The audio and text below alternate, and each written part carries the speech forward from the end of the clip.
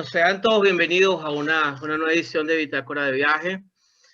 Bueno, en conexión en este momento con Florencia, Italia, a través de Mónica Ogasa, counselor y arteterapeuta. ¿Cómo estás, Mónica? Bienvenida. Hola, Félix. Muy bien, muchas gracias. Gracias por invitarme. Fue un gusto conocerte y también muchísimas gracias por la receptividad de aceptar la invitación. Y bueno, antes de comenzar, les voy a decir una pequeña anécdota. A mí siempre me ha interesado el tema de la arteterapia. Creo que es una herramienta muy interesante, muy valiosa, sobre todo en estos tiempos. Y me consigo en Instagram con una maravillosa cuenta que es Arteterapia Gestal. Corrígeme si me equivoco, Mónica. Sí, hace arteterapia gestal. Y bueno, fue magnífico porque de lo que yo he revisado, vivo revisando, me parece que una de las páginas más completas y más interesantes en el trabajo con las emociones. Y de ahí surgió la idea de esta entrevista, que bueno, te agradezco muchísimo la receptividad y bueno, la apertura para abrir este espacio.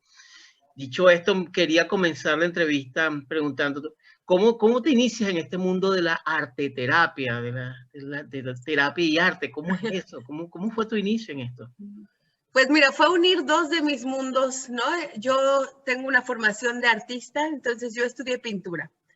Pero cuando yo pinto, como ves aquí un cuadro mío, yo cuando pinto saco todas mis emociones y es un proceso muy catártico. Entonces, a partir de ahí, cuando terminé la carrera en Bellas Artes, me faltaba algo, ¿no? Yo siempre me ha gustado mucho la parte de hablar con la gente y de ayudar, escuchar, etcétera. Entonces, terminé la carrera y decidí que no quería ser artista como artista y galerías y así, sino que simplemente para mí el arte tiene un poder de sanación muy fuerte. Y bajo la influencia de mi madre, que es una psicoterapeuta gestalt, decidí buscar una escuela que tuviera esa, ¿o no? La parte de la gestalt que yo siempre había conocido desde pequeña y la parte del arte. Y entonces me formé en Bolonia, encontré esta escuela que unía perfectamente las dos cosas, en una formación de arteterapia gestalt. Y así pude juntar las cosas. Interesante, porque tú tienes una formación como licenciada en artes plásticas en el Instituto de Florencia. Sí, en la Academia de Bellas Artes de Florencia yo estudié pintura y para mí la pintura ha sido algo que desde chiquita, ¿no? Me llamaba. Y me vine justo a Italia a estudiar pintura. Oye, fascinante. Además que ha estado rodeado de esa inspiración de esos grandes maestros, ¿no? Sí, no, este lugar es un museo. Caminas, ya solo caminar por la calle es una cosa hermosa. Dime una cosa, ¿cómo artista que eres, cómo el arte, en tu propia experiencia personal, te ha ayudado en estos tiempos tan complicados del virus, sobre todo en Italia? Hijo. Sí, la verdad es que en Italia la vivimos muy dura y para mí, yo noto que cuando pasan días sin pintar, me pongo de muy mal humor. Entonces te puedes imaginar, después de estar encerrados casi 3 meses, sin poder salir de casa, porque aquí era solo para ir al súper y era de verdad un restringimiento súper duro. Entonces, estaba yo muy enojada y un día mi jefe, yo trabajo en una academia de arte también, y me llamó y me dijo, Mónica, ven a pintar un ratito. Haz como que vas al súper y te vas a pintar. Y entonces yo me vine y me puse a pintar y saqué un cuadro tan enojado, pero con todas mis emociones, y a partir de ahí me sentí mucho mejor. Wow. Y entonces fue muy curioso porque fue un cuadro que yo puse en Facebook, en un grupo de una terapeuta muy famosa, contando la experiencia tan sanadora y como de liberación que fue hacer ese cuadro. Y ahí puse el cuadro, Félix. Imagínate que esta mujer, que es una mujer muy famosa, me contacta y me dice, me encanta lo que haces, hazlo para mi grupo de una comunidad de mujeres que ella tiene. ¿Cómo se llama ella? Ella se llama doctora Shefali Tsabari. Es una terapeuta muy famosa que ha estado con Oprah y bestseller y así, y ella trabaja mucho ¿cómo se dice? Como de conscious parenting, ¿no? Para ser padres conscientes. Y entonces me invitó a trabajar con ella en Zoom y esta cosa de la pandemia a mí me abrió un universo porque haciendo lo que yo más disfruto, que era pintar, pude contactar con gente de todo el mundo, ayudándolos a pintar sus emociones en este tiempo tan complicado.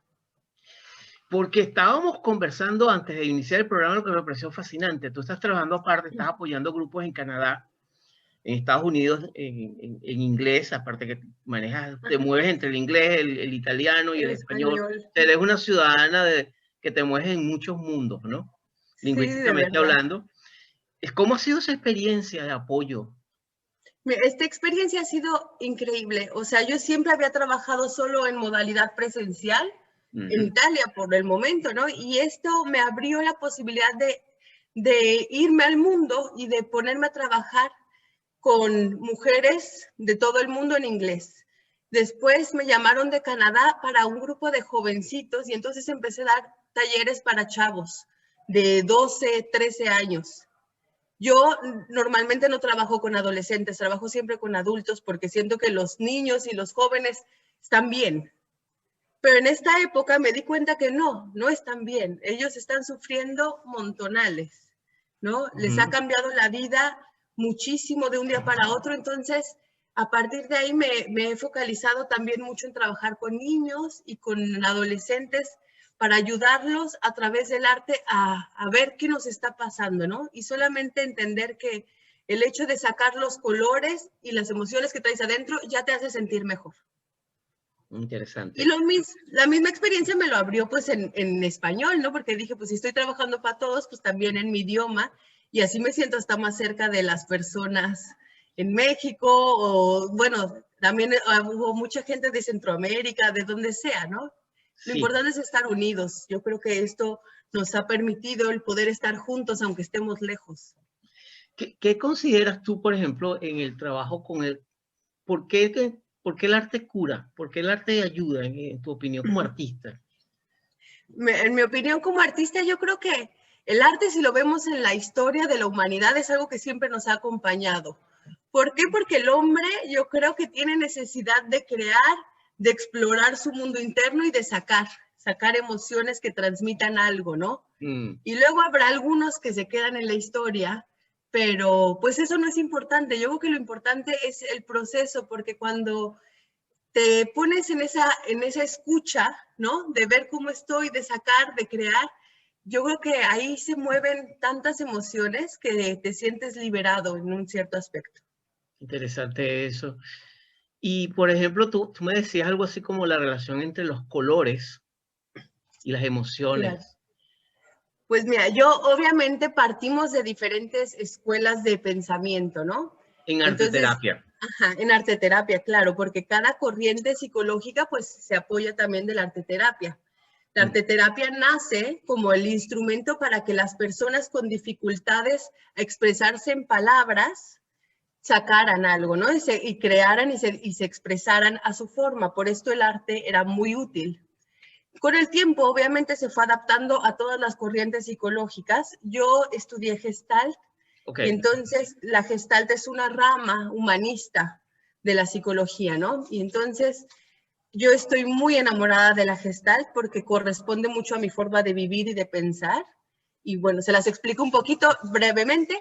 Haz de cuenta que la Gestalt dice que todo lo que tenemos es nuestro aquí y ahora. En el aquí y ahora tú manifiestas lo que eres, lo que traes, toda tu historia. Pero viendo en el momento presente qué te sucede, entonces puedes entender tus porqués, pero no es el camino al contrario, ¿no? Entonces, en el aquí y ahora entiendo, y sobre todo es una terapia que nos pone en contacto con la responsabilidad. Entonces te dice, ok, eres así porque tu mamá, bla, bla, bla, pero ¿qué vas a hacer con esto? Y entonces, si lo piensas al arte, el arte es muy parecido, porque cuando yo estoy pintando, pues tengo que estar presente con mis colores, con lo que quiero realizar, ¿no? Entonces, es una conexión con lo que está sucediendo en el momento. Si yo estoy pintando pensando en que me peleé con mi marido, pues ya me alejé completamente del proceso, ¿no? Entonces, la idea es estar presente y ver qué sucede, ir tomando decisiones, porque al final, pues la vida está hecha de eso, ¿no? De elecciones. Entonces nos ponemos en una disposición de ser creativos y la creatividad pues te abre un mundo, ¿no? Porque si yo tengo una idea de cómo quiero pintar, pues me quedo muy limitado a mi idea, ¿no? La idea, en este caso, No estamos haciendo cuadros bonitos. No es, hacer un cuadro bonito, figurativo, pues vas a una escuela y te enseñan las medidas, las proporciones. Aquí el enfoque va más allá del resultado. No importa que hagas un cuadro horroroso. Lo que importa es todo lo que sucede mientras lo estás haciendo. Entonces es esta disposición a escucharte, a sentir, a ver cómo estás y a sacarlo. Entonces, esta es un poco la idea. Y lo mismo que te decía sobre los colores, ¿no? En Gestalt hablamos mucho de responsabilidad. Entonces, lo que decimos es que cada persona tiene sus diferentes colores. Para mí, un azul me podrá dar tranquilidad. Habrá otras personas que un azul le puede causar ansiedad. Habrá otras personas que el negro le da paz. Hay otras personas que el negro le da miedo. Entonces, no podemos generalizar. Lo importante es acompañar a la persona a que le dé un valor a su color. Entonces, que cada uno sea responsable de entender qué le dice cada color. El azul me dice esto, el rojo me dice esto, y lo vamos colocando según las diferentes emociones, tratando de no meterlas en una cajita y de encasillarlos al rojo es que estás enojado. No. ¿Qué es para ti el rojo? Y ahí se abre el diálogo. Esa es la idea. Es esa parte como de estar conversando con esas partes tuyas que están ocultas, ¿no? Y a través el arte como un dinamizador, un puente. Y eso es lo que en Gestalt pensamos, que dentro de nosotros hay como 15,000 personajitos internos. Entonces se crea este diálogo de las partes, porque siempre habrá una parte de ti que dice, quiero cambiar trabajo, y otra parte que te dice, no, quedémonos donde estamos. Entonces es crear este movimiento entre las dos partes para hacer un diálogo y encontrar, no te digo que irnos de un lado al otro, sino encontrar solamente esta pequeña forma de comunicación entre nuestras partes, para integrarlas, no para descartar una es mejor que otra. Mónica, escuchándote, me evocas mucho un tema que yo he trabajado mucho en mi canal, junto con un gran amigo, un psiquiatra, que es el doctor Luis Arocha. Hemos tocado mucho el tema de la resiliencia. El tema en estas épocas. De la transformación, Por ejemplo, en tu experiencia como counselor, que has trabajado, porque estás allí en ese puente entre lo que son las emociones, lo que es la pintura, el arte, lo que es la expresión, que es un tipo de curación. Es muy catártico, me conecta mucho con imágenes alquímicas. Claro. Hay mucho de alquimia en tu trabajo. ¿Qué casos tú recuerdas? ¿Qué experiencias tú recuerdas en todos tus años como arteterapeuta de procesos de transformación con personas? ¿Recuerdas alguno en particular que a través del arte hayas visto transformaciones personales, toma de decisiones? Uy, muchísimo. La verdad es que eso es todo mi trabajo, porque llega gente que está pues muy en colores opacos, viendo las cosas como muy de una perspectiva quizás un poco negativa, ¿no? Entonces más vamos ampliando la gama de colores, más vamos ampliando las posibilidades. Entonces un poco es como, ok, hoy estás aquí, pero eso no quiere decir que ahí te tengas que quedar para siempre, ¿no? Entonces el irnos, atrevernos poco a poquito a meter nuevos colores en el cuadro que después llevamos a la vida, ¿no? Entonces, yo siempre les digo a mis clientes que no se trata de hacer un cuadro bonito y ya, ¿no? Se trata de que, o un cuadro feo, lo que sea, se trata de que esta experiencia la saquemos afuera del cuadro, me la llevo a la vida. Entonces, ¿qué quiere decir tomar un riesgo en el cuadro? Te escucho perfectamente. Sí. Ay, perdón, te trabé, te perdí un segundo. Entonces, ¿qué quiere decir esta experiencia? Llevármela fuera del cuadro. Entonces, si yo en el cuadro me atrevo a salirme de mi color oscuro y empezar a poner unas manchas de otro tono, ¿qué puede ser esto en mi vida? Entonces, ahí se empiezan a crear nuevos cambios, ¿no? Y nuevos, pues nuevos retos y a tratar de integrar cosas que en un momento me parecían imposibles. Hace justo poco estuve en un taller de estos en línea, una chica hacía siempre el mismo cuadro, siempre los mismos colores. Y entonces fue poco a poquito meterle la curiosidad de ¿y qué pasa si agregas algo diferente? ¿Y qué pasa si le das la vuelta a 360 grados? ¿No? ¿Y qué pasa si haces algo con los ojos cerrados? Y si hicieras algo súper valiente. Y entonces estas experiencias después de decir, ok, ¿cómo lo podrías sacar a tu vida? No, pues podría ser llamarle a mi mamá que nos enojamos, no sé, ¿sabes? Como colocarlo a experiencias reales, porque si no se queda solo en la teoría.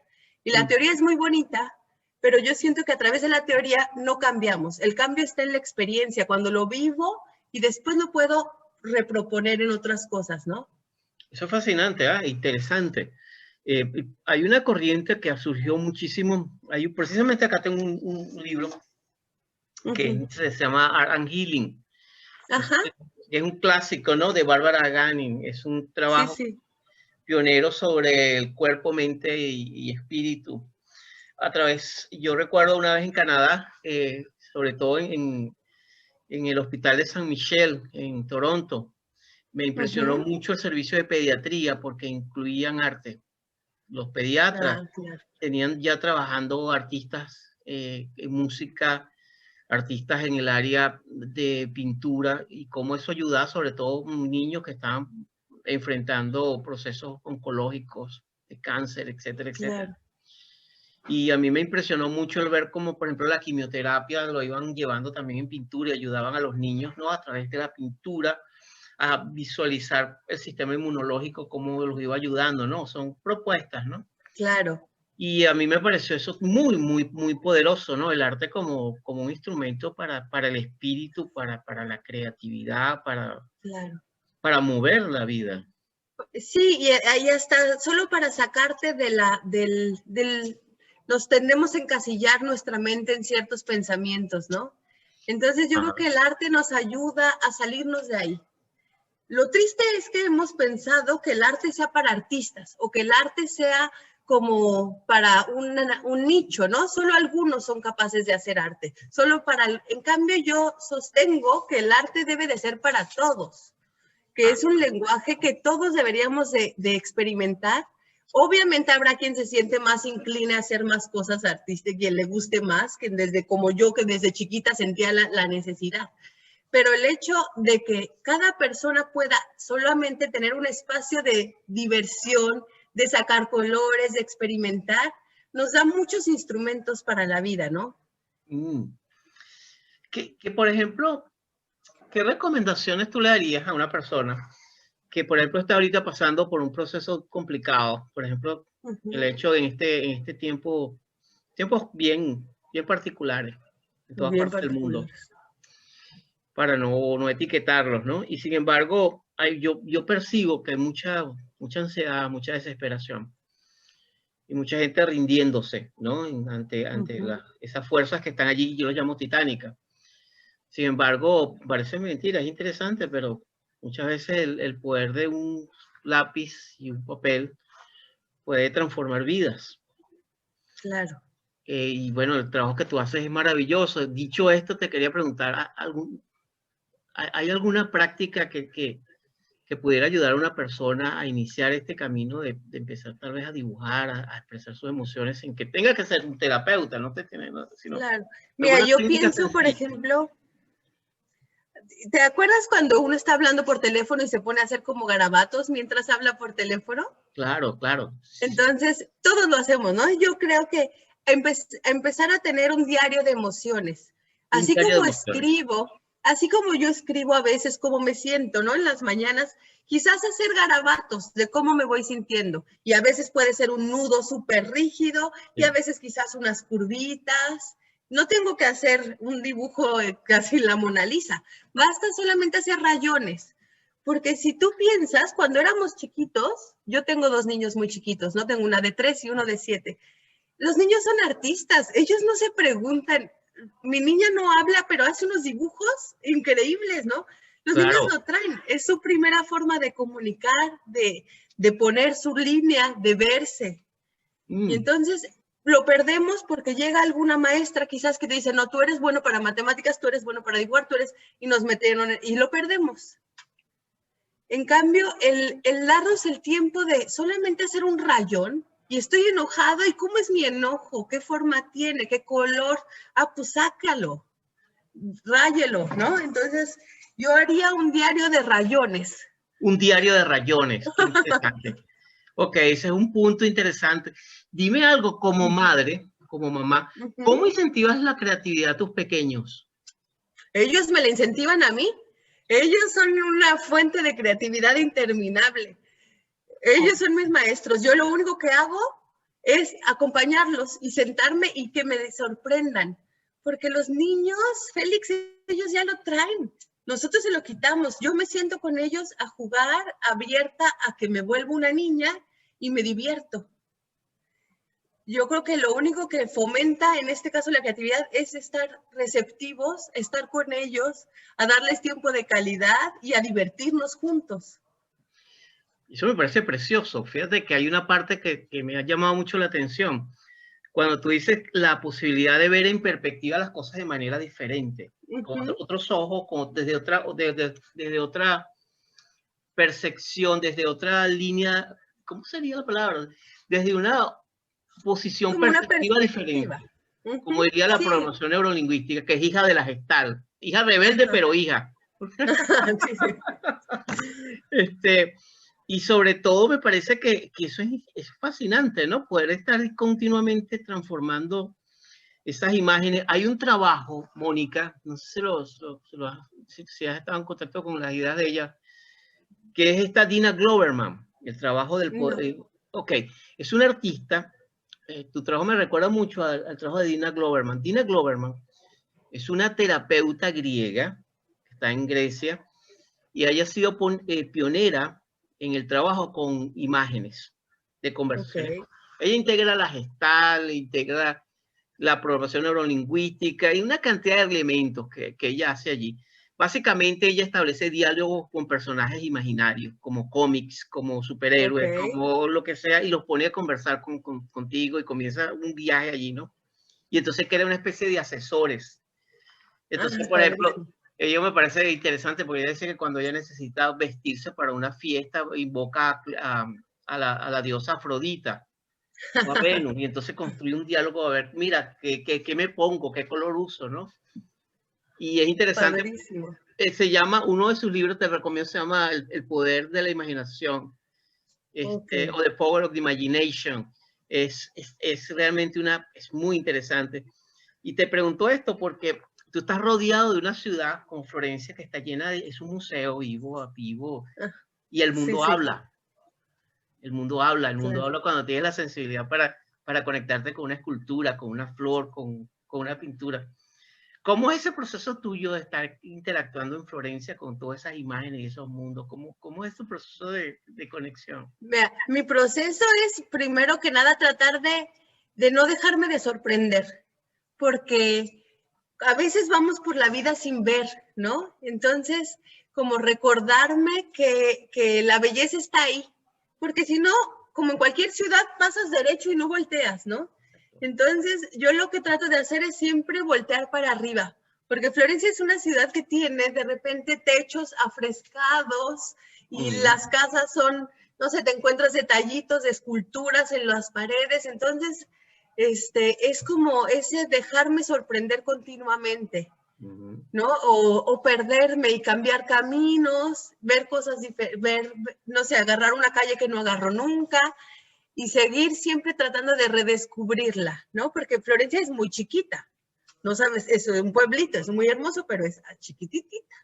Entonces es como el dejarme siempre de sorprender por la belleza de esta ciudad y cada que paso por la catedral, alzo los ojos y me recuerdo que hay que ver la belleza y hay que encontrar esa belleza, ¿no? Entonces, ese es un trabajo continuo que nos recuerda un poco a la Gestalt, ¿no? Porque es estar presentes. Aquí y ahora se nos va. Y yo creo que en cualquier ciudad del mundo, no tienes que estar en una tan bonita como la mía. En cualquier lugar es como recordarnos dónde lo vamos a encontrar y estar presentes mientras estoy caminando.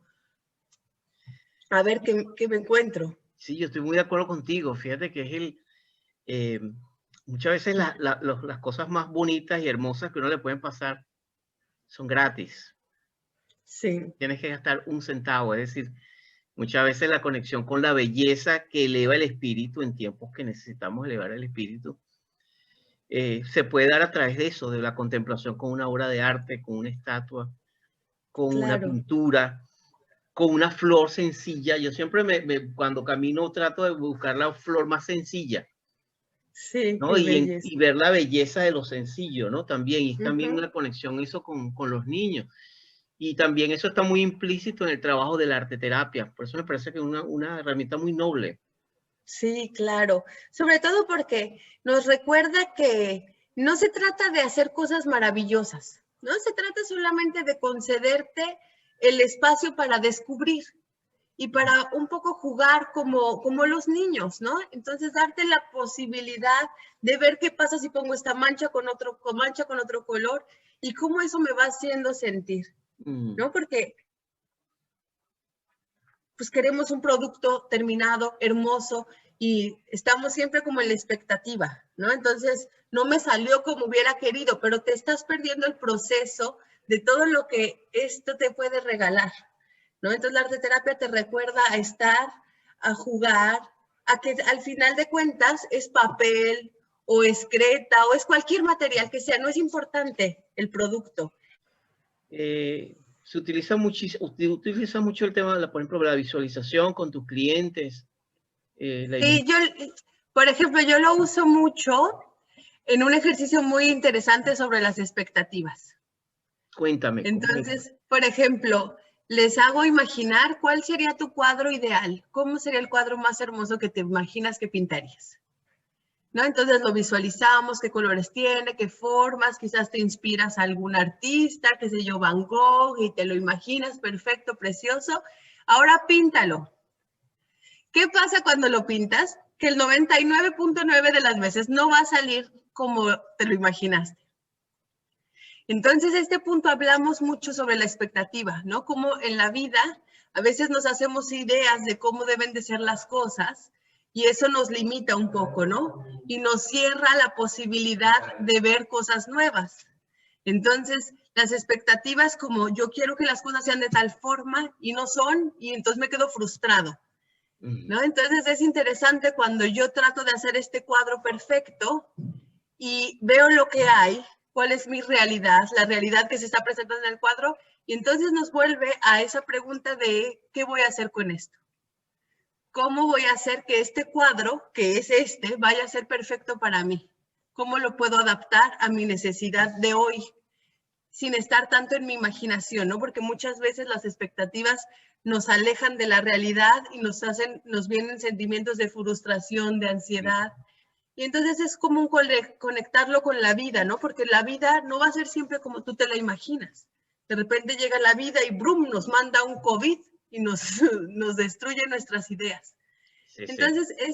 Esta es una enseñanza interesante, ¿no? El qué voy a hacer con lo que hay, qué voy a hacer con lo que tengo. Y claro, mis cursos nacen siempre como con una meditación, una visualización, un relajamiento para después empezar a pintar. Pero trato siempre de adaptarlo a algún tema que después se vuelva interesante para llevarlo en práctica a la vida, como en este caso. Por ejemplo, el tema de los objetivos de vida, cuando una persona está buscando su camino y a veces está confundido, puede ser un joven de 18 años, pero también podemos estar hablando de una persona de los 50 años que se está divorciando o que se da cuenta que quiere cambiar de profesión, que está en una transición. Claro. ¿Cómo utilizas el arte? ¿Cómo se puede utilizar el arte para uno? El arte en este caso se utiliza para ser creativos, ¿no? Entonces, ser creativo que no quiere decir ser artístico y hacer cosas bonitas. Quiere decir cómo me puedo imaginar nuevos contextos, nuevas formas de ponerme en juego, de hacer cosas diferentes, ¿no? Porque cuando te replanteas un cambio, pues quizás hay ciertos patrones de conducta que hay que cambiar. Entonces, el arte nos permite este juego de atreverme a hacer cosas nuevas, atreverme a manchar, a destruir, a cambiarlo, ¿no? Entonces, yo siempre digo, es papel, luego lo tiramos, pero la experiencia de yo arriesgarme a hacer algo diferente para después ver qué querría decir esto en tu vida, ¿no? Y entonces ahí lo conectamos con las necesidades de cada uno. Entonces nace también de esa escucha, de decir, ¿y qué es lo que quiero? Porque muchas veces queremos un cambio, pero no tenemos ni idea de para dónde ir. Exactamente. Y fíjate que una de las cosas que integrando todo lo que tú me estás hablando, y volvemos a la vieja y novísima Gestal, parafraseando a Claudio Naranjo. Sí, claro. El hecho de que la Gestal también te conecta con el cuerpo, ¿cierto? La sabiduría del cuerpo. Claro, claro. La sabiduría, en Gestalt hablamos de la autorregulación del organismo, ¿no? Entonces es que dentro de nosotros, cada uno sabe lo que es bueno para sí, ¿no? Pero se nos olvida porque ya no tenemos respuestas tan inmediatas que se nos olvida el por qué. Entonces, la idea es reconectarnos con nuestro organismo, con nuestro cuerpo y sentir qué se siente bien, qué no se siente bien. Escuchar ese cuerpo, ¿no? Que tiene mucho que decirnos. Fíjate que eso me llama mucho la atención porque tal vez, y pasa mucho en que en nuestro sofisticado y complejo mundo, estamos tan sobresaturados de información. Claro. Hemos ido perdiendo que a veces el sentido de la vida está en hacernos preguntas y hacernos a un lado, ¿verdad? Y dejar que la intuición fluya y que la voz surja. Claro, y ese momento de escucha, ¿no? Que yo creo que también ahorita en este confinamiento nos ha llevado a estar con nosotros, a escucharnos, a estar en casa, a escuchar nuestro cuerpo, a que no hay distracciones. Entonces es una grande invitación a estar con nosotros y ver qué vamos a hacer con esto. Qué interesante eso, ¿no? Todo esto como una gran invitación a escucharnos. Yo tengo esa misma percepción que tú, sabes. Yo creo que también veo, no voy a negar lo que está pasando, pero también veo esto como una oportunidad. Una gran oportunidad, yo creo. De escucharnos, hacer silencio, ¿no? Y decir, de pausa. Decir, claro. Stop. What is happening with me? ¿Qué está pasando? Sí, claro. Y como empezar a ponerme, a darme cuenta, ese darse cuenta de Peirce, ¿no? El darse cuenta. Y pues fue obligado, pero es muy interesante que nos demos ese espacio de darme cuenta cómo está dentro, cómo está afuera y hacia dónde vamos, que solo nosotros lo podemos saber. Mi trabajo como counselor es acompañar a la persona a que descubra cuáles son sus colores, qué quiere hacer con eso. Yo no tengo la respuesta, no soy el mago de la situación, ¿no? Claro. Yo solamente soy un espejo que acompaña a la persona a verse. Fíjate, Mónica, me llama la atención una cosa, ¿no? Y que me siento curioso. Tú como counselor con esta herramienta y esta integración de modelos, que va más allá de integración de modelos cognitivos o teóricos, es una experiencia de vida. Es una experiencia de vida. ¿Cómo acompañas tú a una persona que está triste? Estando en la tristeza. Vamos a estar en la tristeza. ¿Y cómo haces eso? ¿Cómo ayudas, por ejemplo, con los colores, con tu arte a transitar esa tristeza? Pues es que, sabes, nosotros huimos de las emociones, ¿no? Queremos las soluciones rápidas, la receta, tac, tac, tac, los pasos a seguir. En cambio, cuando no se puede decir, nos adestramos, pero nos permitimos habitar las emociones, estar triste, se vale estar triste. Pero nos tenemos que recordar que las emociones no son eternas. Todas las emociones tienen un ciclo. Lo que pasa es que no las dejamos ni pasar. No queremos tocar la tristeza. Entonces mi trabajo es toquemos la tristeza, estemos ahí y la tristeza se va a ir. No nos vamos a quedar tristes eternamente, ¿no? En eso los niños son de nuevo grandes maestros. Las emociones tienen su ciclo, las sentimos, las vivimos, las experimentamos y las dejamos ir. Los adultos no dejamos ir nada. Ni siquiera las queremos tocar o no nos la permitimos o simplemente huimos. Rápido, rápido, ya. En cambio, cuando yo siento la tristeza tiene grandes mensajes, ¿no? La tristeza, si la escuchas, la tristeza te está dando una dirección, la tristeza te está diciendo que hay algo que tal vez no funciona o hay un dolor muy grande y los dolores hay que llorarlos, ¿no? Y luego los sacamos y el miedo igual, el miedo me está diciendo hay un peligro. espérate, tengo miedo, hay peligro. Y entonces analizar, ¿es realmente un peligro de vida, de sobrevivencia o se va? ¿No? Entonces, acompañarnos en este proceso de sentir y de tener una confianza más grande en las emociones, porque por algo están ahí. Les damos espacio y les permitimos que transiten. Si no les damos ni siquiera el permiso de transitar, ¿no? Entonces, mi trabajo es transitar las emociones para permitirles que se transformen en algo nuevo. Es muy interesante. Sabes que hay muchas escuelas en todo esto de la psicoterapia que a veces, y no a veces, en muchas, sobre todo con estos tiempos titánicos, donde queremos todo más rápido, todo siempre más fuertes, más duros, más y más, ¿no? Y donde incluso se ve reflejado en cierto tipo de terapia, como terapia en la cual todo es breve y rápido, ¿no? Claro. Pero tú tocas un tema que me parece muy fascinante y que mi experiencia me ha llevado a esa misma conclusión que tú llegas, es que las emociones están allí para ser experimentadas, como las estaciones, Claro.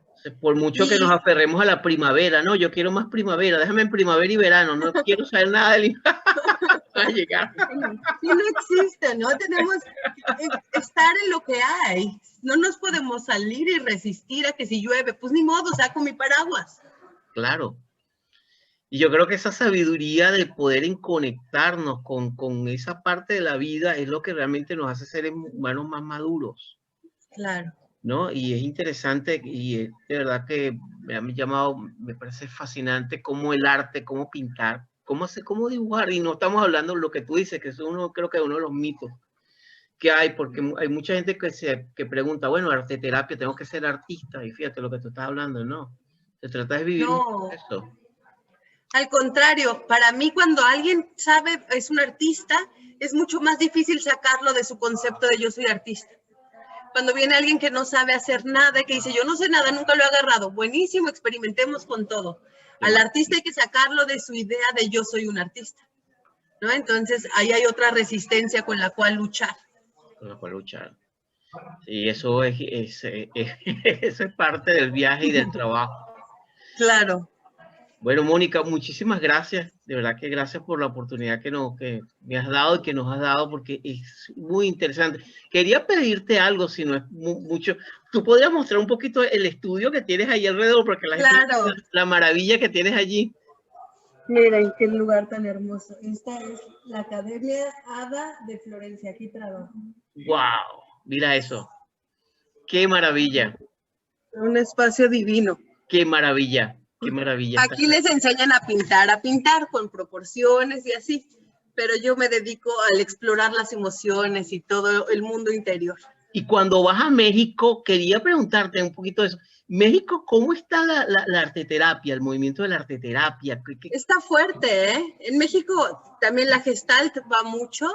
Hay muchas escuelas de Gestalt muy válidas y la arteterapia, yo creo que la arteterapia es un movimiento que funciona en todos lados, ¿no? Que porque lo necesitamos, la expresión ayuda muchísimo. Claro, junto con la poesía, la música. Claro, el teatro. Teatro, el arte, ¿no? Claro. Necesitamos las antiguas musas y los antiguos dioses, ¿no? Claro. Los antiguos mitos que nos conecten de nuevo con una manera no antigua de ver el mundo. No antigua de ver el mundo, de una manera renovada de ver el mundo. Claro, claro. Qué bello. Yo creo que eso está allí. Así que muchísimas gracias, Mónica, por este espacio que nos has regalado, y de verdad que fascinado con tu trabajo. Antes de cerrar, háblanos de tú tienes talleres online también. Sí, yo doy talleres online en español, en inglés, en italiano. Cada domingo tengo sesiones en español. ¿Y cuál es la dirección?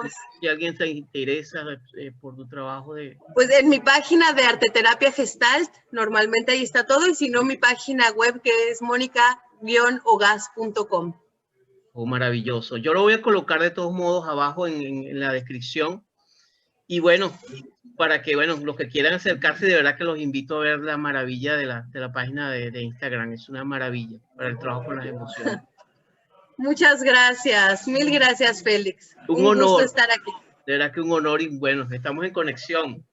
Claro que sí. Gracias. Cuídate Hasta mucho. luego. Y gracias. Nos vemos. Nos vemos. Bye.